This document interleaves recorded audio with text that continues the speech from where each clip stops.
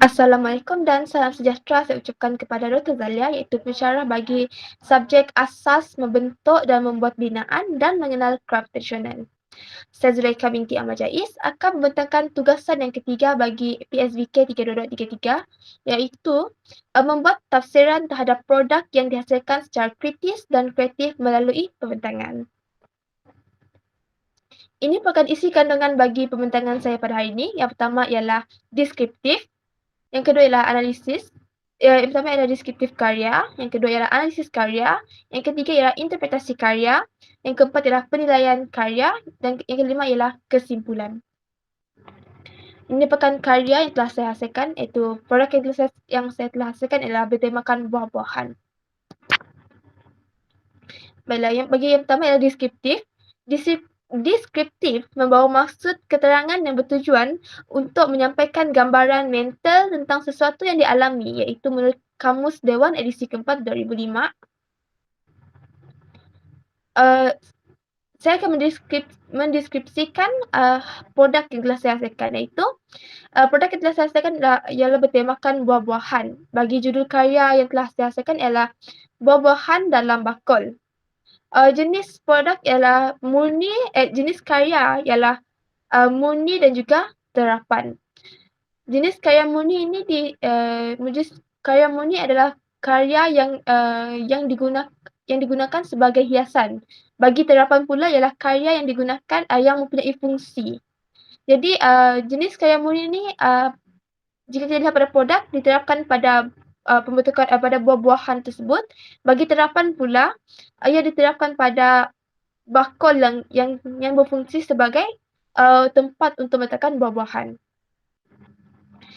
Teknik yang digunakan pada pembuatan produk ialah teknik asya binaan dalam bidang membuat dan teknik yang digunakan pada produk ialah teknik asya binaan yang terdapat dalam bidang membentuk dan membuat binaan. Dan seterusnya ialah teknik anyaman yang terdapat pada bidang mengenal kraf tradisional. Alat dan bahan yang digunakan ialah tanah liat, kertas dan juga tali. Yang seterusnya ialah analisis. Analisis menurut Kamus Pelajar edisi kedua 2016 merupakan penghuraian atau pengupasan sesuatu perkara yang untuk mengetahui pelbagai aspeknya secara terperinci dan mendalam. Tujuan analisis gambar adalah untuk memperdalam persepsi awal untuk membantu pelajar memahami bahasa seni kiasan. Baiklah, pada analisis ini saya akan menghuraikan analisis dari aspek asas seni reka, iaitu yang pertama ialah pada aspek unsur seni reka. Bagi bentuk, karya tersebut merupakan karya seni 3 dimensi.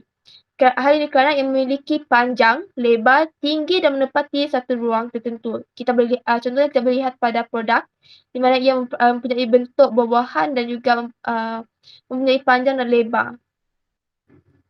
Seterusnya ialah dari aspek jalinan.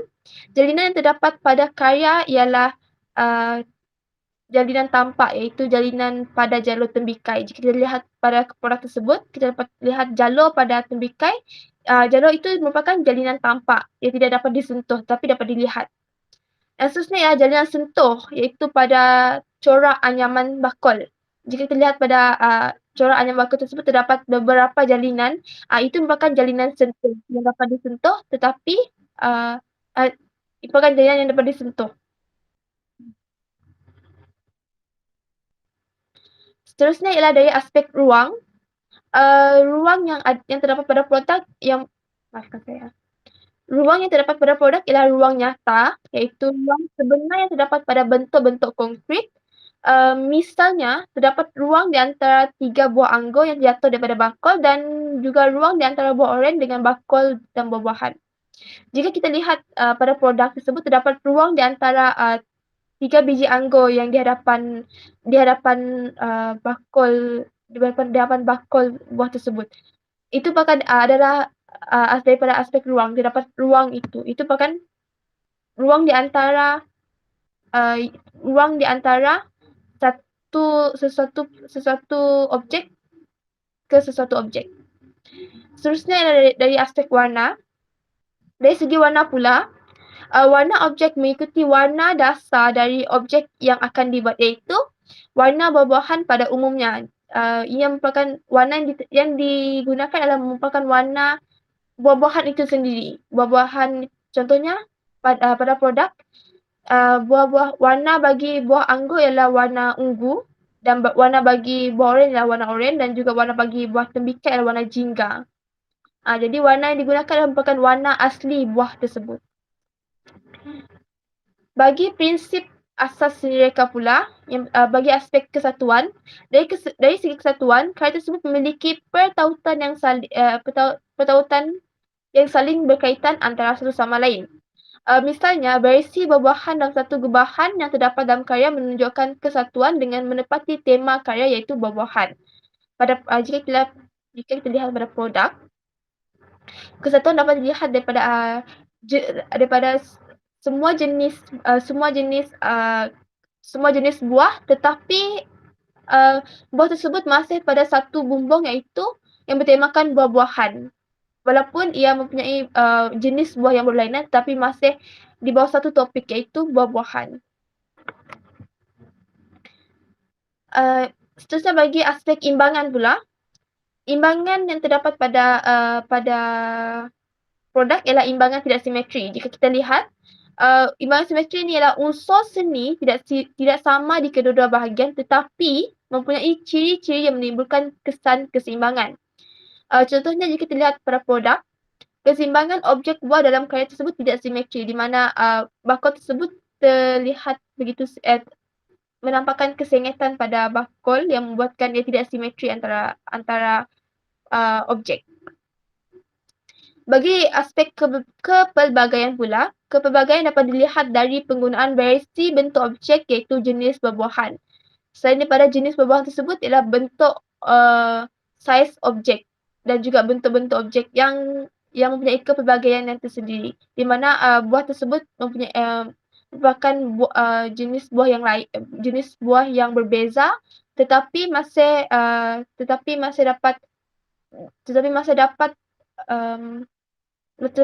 terdapat kesatuan dalam gubahan tersebut. Seterusnya, analisis dari segi teknik pula. Teknik yang digunakan dalam penghasilan karya ialah teknik arca binaan dan juga anyaman. Muhammad Salihuddin 2012 menyatakan bahawa arca bersifat realistik atau abstrak. Arca binaan ini ialah pembinaan cantuman daripada bahan-bahan yang sama. Misalnya, teknik ini digunakan pada pembuatan objek buah-buahan dalam karya tersebut.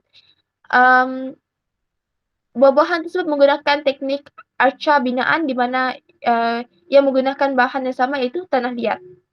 Teknik anyaman pula diaplikasikan pada pembuatan bakul pada karya tersebut.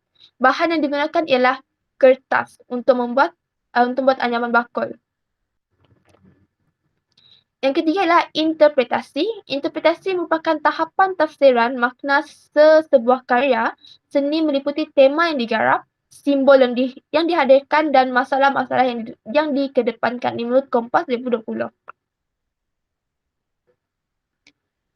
Bagi interpretasi ini, saya akan membincangkan tentang teknik yang digunakan dalam pembuatan produk.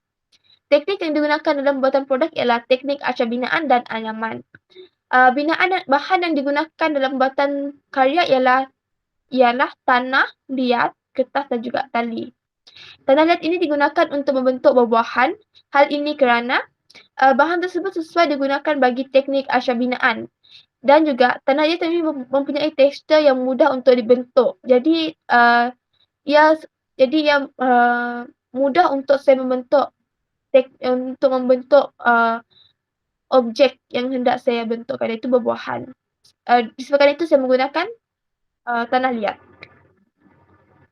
Seterusnya ialah kertas. Kertas digunakan untuk menganyam bakul. Kertas ini digunakan untuk menggantikan bahan anyaman tradisional seperti rotan untuk membuat bakul. Disebabkan saya tidak dapat menemukan rotan, jadi saya menggunakan kertas untuk membuat anyaman bakul tersebut bagi memenuhi bidang craft tradisional. Seterusnya, benang digunakan adalah untuk tujuan kemasan supaya produk tersebut nampak kemas dan juga cantik. Seterusnya ialah penilaian. Evaluasi atau penilaian adalah tahapan dalam kritik untuk menentukan kualiti suatu karya seni bila dibandingkan dengan karya lain yang sejenis. Perbandingan dilakukan terhadap berbagai aspek yang terkait dengan karya tersebut, baik aspek formal ataupun aspek konteks. Baiklah, penilaian ini dilakukan kepada 3 bahagian, iaitu kekuatan, kelemahan dan penambahbaikan. Kekuatan produk tersebut ialah penyusunan objek yang kreatif dalam penggunaan ruang, di mana ia tidak terlalu umum menggunakan penyusunan objek di mana buah-buahan tersebut disusun kemas dalam di mana buah-buahan tersebut disusun kemas dan letakkan dalam satu bakul. Tetapi penyusunan objek pada produk yang telah saya hasilkan ialah di mana buah tersebut menggunakan situasi di mana buah tersebut jatuh daripada bakul. Jadi ia merupakan nampak sedikit kelainan daripada penyusunan objek bagi produk yang lain. Kelemahan pada produk yang telah saya hasilkan ialah penggunaan bahan yang kurang sesuai bagi membakul. Hal ini kerana bagi pendapat saya, jika hendak membuat anyaman ataupun kraft tradisional, lebih baik menggunakan bahan-bahan tradisional untuk supaya nilai kraft tersebut tetap ada dalam karya. Bagi penambahbaikan menggunakan bahan tradisional bagi membuat bakul supaya nilai kraft tradisional tersebut dapat dilihat.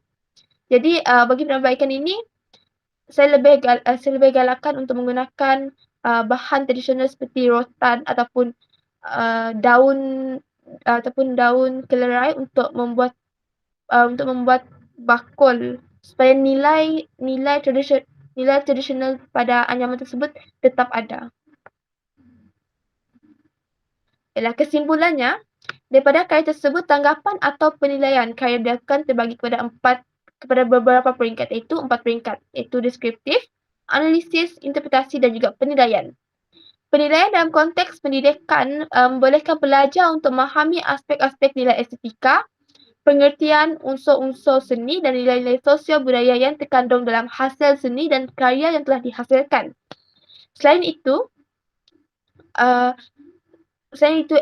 aktiviti apresiasi seni adalah digalakkan untuk menghubungkan antara hasil karya sendiri dengan karya-karya orang lain untuk membentuk keyakinan dan kefahaman penghargaan terhadap bidang seni.